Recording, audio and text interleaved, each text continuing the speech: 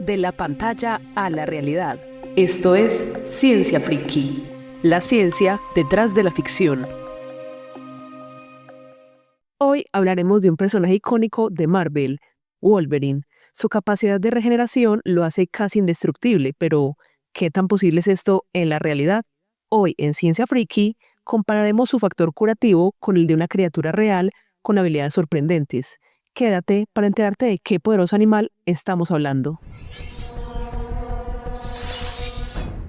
Con sentidos agudizados, fuerza mejorada y lo más impresionante, un factor curativo que le permite regenerarse de heridas mortales, Wolverine es uno de los personajes más icónicos de X-Men.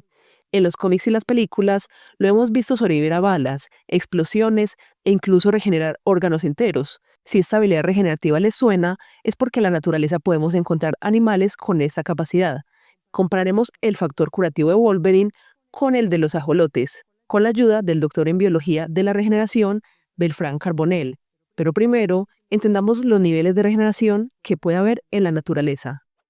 Digamos que sí hay unos niveles de regeneración, digamos que uno los puede ver en la naturaleza, desde la regeneración de una única célula, por ejemplo, haciendo referencia a la acción de una neurona. Hay una regeneración ya de un tejido, digamos, un tejido muscular, o hay otro nivel que es un órgano completo, o incluso hay animales invertebrados que, por ejemplo, pueden regenerar estructuras ya más completas o un organismo completo como tal, por ejemplo, una planaria, como lo que llaman comúnmente unos gusanos planos.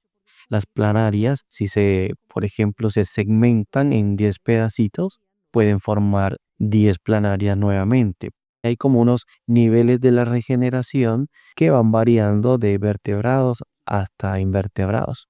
Aquí es donde entra el ajolote, con una habilidad casi milagrosa. Puede regenerar extremidades, la médula espinal e incluso partes de su corazón y cerebro. Mientras que los humanos apenas pueden sanar heridas superficiales, el ajolote puede reconstruir tejidos complejos sin dejar cicatrices. Pos una lesión, que puede ser una amputación u otro tipo de lesión en una extremidad, por ejemplo, estos animales tienen la capacidad de formar esa extremidad a partir como de las células que quedaron. Estas vuelven a tomar como un estado, digamos, como embrionario, y a partir de esas células, que eso forma como una pequeña protuberancia que se llama blastema, y puede regenerar la extremidad. Eso se ve macroscópicamente. Ahora, descifrar ¿qué es lo que hace que puedan regenerar? Tiene como muchos retos, desde la parte de genómica, de la genética como tal, y de la parte funcional, desde la expresión de genes, que todavía no se tiene la certeza de qué es lo que hace exactamente que post corte de una estructura el tejido vuelva a regenerar otra vez, cosa que uno lo ve de manera contrastante en los humanos. Sea una amputación, no puede regenerar. Entre más regenera, lo que se ha encontrado, si entre más capacidad regenerativa tiene el animal, lo que se ha podido identificar es que hay menos prevalencia de lesiones tumorales o cancerígenas. Más capacidad regenerativa, menos prevalencia de cáncer. De hecho, entre más capacidad regenerativa es más difícil inducir en ellos como la formación de tumores, pero se ha asociado esto como una capacidad de reparar las lesiones en el ADN, por ejemplo, pero pásalo con el sistema inmune. De hecho, por ejemplo, hablando de ajolotes, el sistema inmunológico de ellos es menos desarrollado. Pero además de su capacidad regenerativa, Wolverine también comparte otra característica con los ajolotes, la cualidad de verse siempre joven.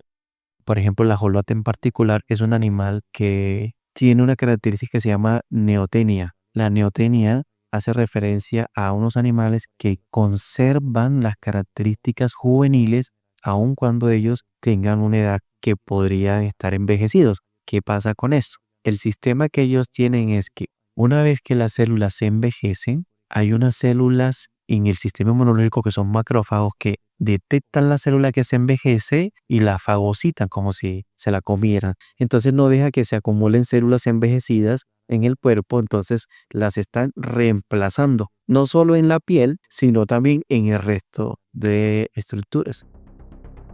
Uno lo ve como ciencia ficción, ¿cierto? Pero la naturaleza te muestra que no es ciencia ficción.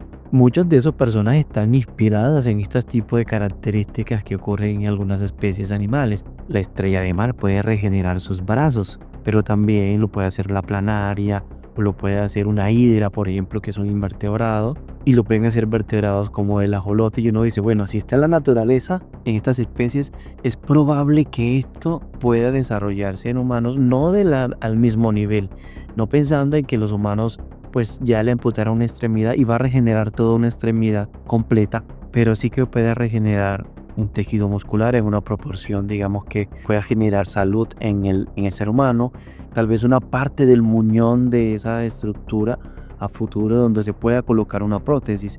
Eso es lo que uno más quiere, pero desde la realidad uno dice, o sea, es muy difícil pensar en que vamos a hacer que se regenere toda una extremidad completa y funcional. Entonces luego eso que vemos en la ciencia ficción como en Wolverine, digamos que no es que se vaya a dar de esa manera en el ser humano, pero sí, si los avances tecnológicos, si la unión entre lo que es la ingeniería de los tejidos, la medicina regenerativa, hace un buen acople, sí se puede promover la regeneración de tejidos a partir de los tejidos mismos del ser humano para que pueda reconstruir porciones, digamos que prudentes, sí, pequeñas, no tan grandes. Si logramos entender los mecanismos biológicos de los ajolotes y aplicarlos a los humanos, podríamos revolucionar la medicina regenerativa. Aún falta mucho por descubrir, pero el sueño de curarnos como Wolverine, aunque sea en proporciones menores, podría no ser solo ficción. De la pantalla a la realidad. Esto es Ciencia Friki, la ciencia detrás de la ficción.